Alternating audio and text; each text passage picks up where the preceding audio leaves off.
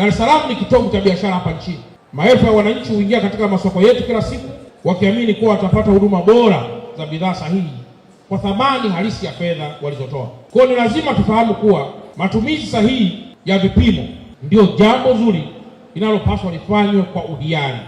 Niendelee tena kuomba rai kwamba tuendelee kuilinda na amani iliyopo. Nikiwa kule Ubungo niliwahi kuwaambia watu kwamba moja ya mkoa ambao hali ya amani ikitoweka wanaweza wakafa wengi kwa haraka ni mkoa wa Dar es Salaam. Kwa sababu Dar es Salaam hatuna vihenge vya chakula. Sisi tunanunua chakula, tunakwenda kupika muda huo tunakula.